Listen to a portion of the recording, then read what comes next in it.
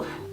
Hi, I'm Becca and I'm addicted to media. So it's been a while since I've done this kind of video and it's taking me a while to get back into filming. Right now it's the middle of September, so we're coming up on the 1-year anniversary of the worst time in my life, and luckily this is starting to become the best time of my life because I had the surgery.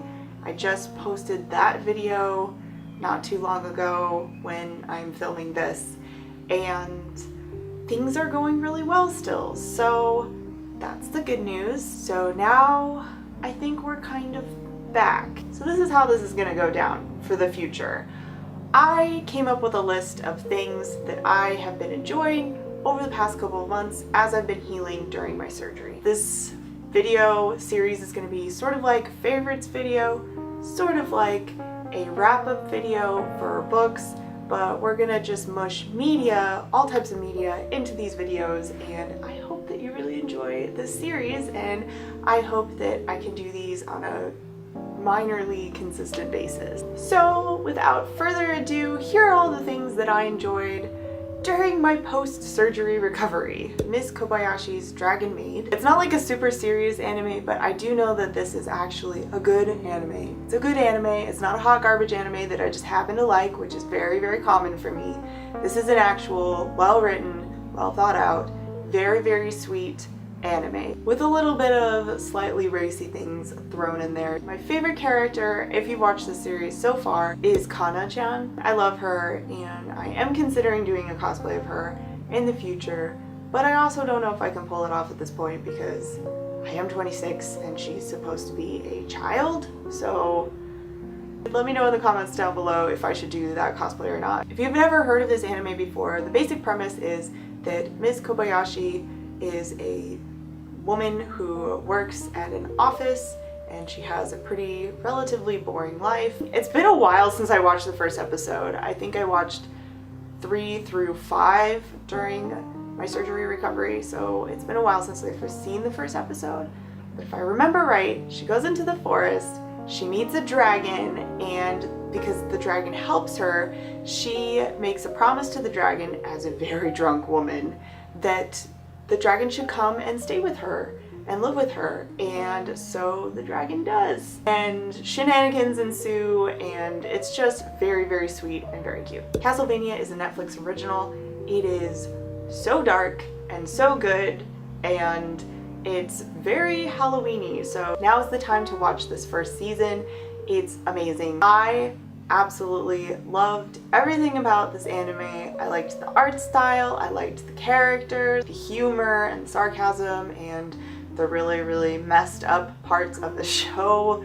I'm trying not to swear, but there's a word I would like to use instead of messed up. This is not appropriate for small children, so don't watch it around any small children. If you don't know anything about Castlevania, it was originally a game series and they made it into an animated series. If you know anything about the Castlevania games and you enjoyed them, you will probably enjoy this anime. It's really good. This is one of the things that is not necessarily that good. In fact, it's actually kind of terrible, but I love it for the nostalgia purposes. Negima. It's a little pervy, not gonna lie. It's by the same author who wrote Love Hina, which was very popular when I was younger. I'm just a really big fan of little boys in magic scenarios going on adventures, and that's what this has. Negi graduates from magic school and he becomes a professor at an all-girls middle school, junior high,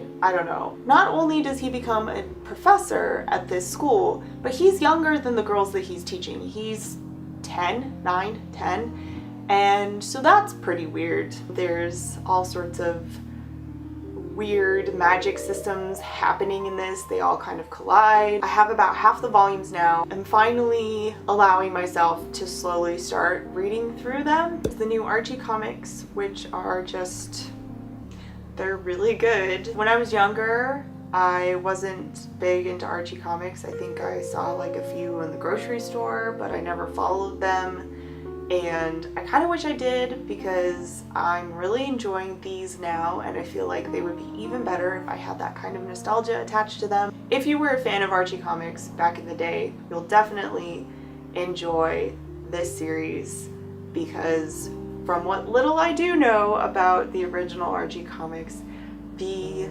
tropes and stereotypes of the characters are still holding very, very true. I did watch Riverdale, and while I enjoyed the show for what it is, it's not a very good adaptation. So if you didn't read Archie comics when you were younger and you just enjoyed Riverdale, I would still check this series out, but don't expect it to be like Riverdale, because it's definitely not. I think it's better. I think that the characters are more fun, and that things make more sense, and there's a lot less of like weird, moody, attractive people. 3 volumes are out right now. You can actually read, I think, all of them online. The whole reading thing has not really recovered that much since last year when I got really sick and I didn't do anything. Other areas of me consuming media has definitely caught up to where I usually am, but not books. I only really read one thing when I was recovering from surgery, and that was Eating Animals by Jonathan Safran Foer. I thought it was really well written. I thought that it had some really good points in it, and if you are interested in going veg, then you might want to check this one out. A lot of the things that I have seen in other books similar to this that kind of focus on pseudoscience, this book is not like that. At least from what I can tell. I'm not a medical professional, but there was a lot of things that are usually in the other books that were not in this book, and I really appreciated that it was actually pretty well researched. I watched a lot of TV during my recovery, and I actually have a couple things to share with you guys. The Fall, and it has Scully from the X-Files, and she's the main character in this one. The whole series is on Netflix right now, which is nice, so I just binged the whole thing, and it's only like 5 or 6 episodes per season. There's 3 seasons. It's about a serial killer. It's really, really creepy and disturbing, and it's perfect for this time of year. There's lots of things on my list that are perfect for this time of year. I read You by Carolyn Kepnes a couple years ago, and that one is all written from the perspective of the serial killer, and it's horrifying, but so good. I couldn't put it down. Watching this, The Fall, was kind of like reading that. So if you enjoyed that book, you should totally check out this show. And I wish you good luck, because you're gonna get the heebie-jeebies and feel really grossed out by humanity. Following a sort of similar theme, I also binge watched The People vs. O.J. Simpson. Just fascinating to watch, and the actors were incredible. When the case was happening, I was only 4 years old, so I kind of missed out on this whole thing when it was going on. Also, I think by that time my mom didn't have TV, so I'm pretty sure that she wasn't watching it either while it was going on, which is really interesting to see how it was portrayed by the media at the time, and then we just kind of weren't even aware of it at all. I read the book one year for school.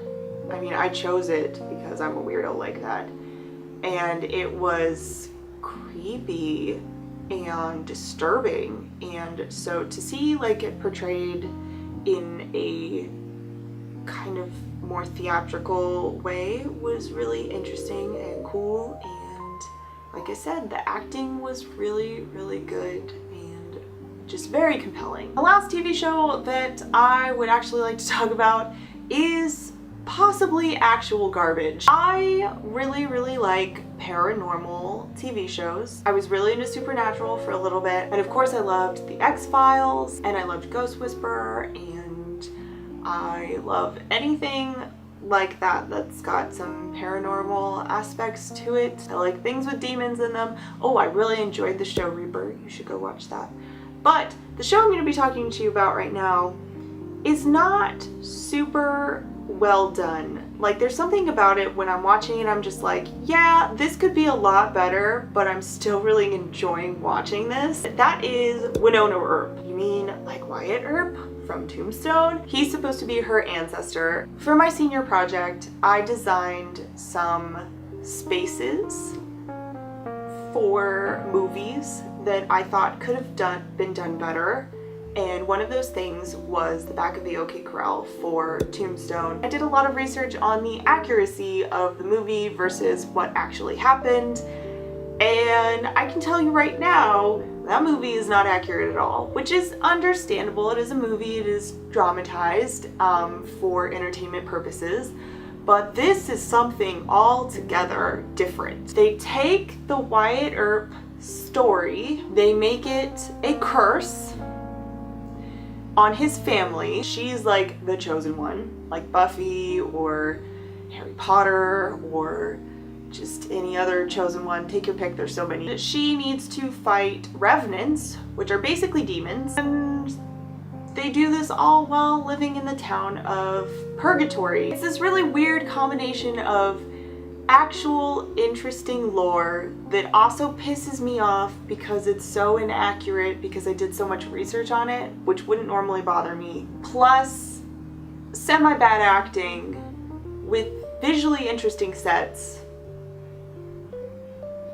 So my plans for the future is to have another category here, but I didn't watch any movies since I started recovering, so here we are. Pokemon Picross. This is not a really amazing game, but if you like puzzles and you like figuring out numbers, and if you like Sudoku, you might like Picross. And Pokemon came out with a Picross game called Pokemon Picross. I don't remember when I started playing this, but it's been a really long time. I've been playing this game for a very long time, and the reason it took me so long to finish it is because it is, weirdly enough, a pay-for-play game. You can pay to get the whole like maxed out energy, so you can play whenever you want. I didn't want to pay for a game. I didn't want to pay any money for a game that was going to charge me $30 for something that I thought was worth at the most $15.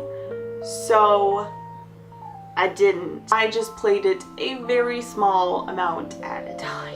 I finally finished it while I was recovering from my surgery, and I felt super proud of myself. And the last thing I have to talk about today is, drum roll, Lady Layton! Also known as Layton Mysteries, Catriel and the Millionaire's Conspiracy. I believe that's the full title. I finally learned how to say it, I think. I've been playing it and I love it. If you've been here for a while, you know that I've been excited about this game for a while. I actually cosplayed Catriel.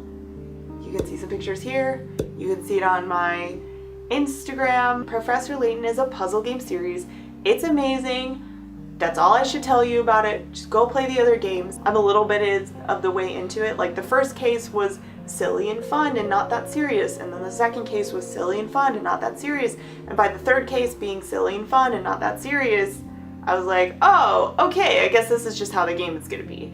So with Professor Layton, it's not usually like that. Like, there's serious actual consequences of what is happening to the characters. This seems like it's much more geared towards younger girls, which I'm actually really excited about. I think that this would be an amazing game for my little sister to play. Everything is drawn in the same style as Professor Layton, which I love, and the puzzles are very similar to the original puzzle, but the actual plot of the series is set up very differently than Professor Layton. The mood that they're going with, it's just very different. So I'll let you know what I think when I get to the end of the game. But for now, that's all I have to say about this game. That's all the media that I really enjoyed consuming these past couple of months. So what I want to know in the comments down below is what things you have been enjoying these last couple of months. And, well, I mean, just give me your favorite one, and maybe you'll see it pop up in a future video. Other than that, that's all I have to say today. So leave me a comment down below, give me a thumbs up, subscribe, hit the bell notification, do all the things that everybody else tells you to do if you would like, and I hope you're having a really great day. Okay, bye. I know Drea wants a tour. So maybe I'll be a good friend and I'll do a tour. This is my new favorite skull friend. And then we've got these bat fairy lights. Ooh. And then down here, we've got my magic crystal ball. And when you shake it, it sparkles, but I'm not gonna do that because I'm too lazy. More fairy lights. Look over here, here's my demon friend. He says hi, he's so cute. This, my friends, is what happens when you don't have autofocus. So here's my little pumpkin friend. Up here, nope, not Halloween decorations, just life decorations, you know, more fairy lights. And down here, we have Toasty. He's my little favorite demon dragon skull thing. He's got a marshmallow on a stick, super adorable. I forgot it's my box. Let me take a thumbnail. Oh no, probably gonna have to edit this thumbnail. Oh no.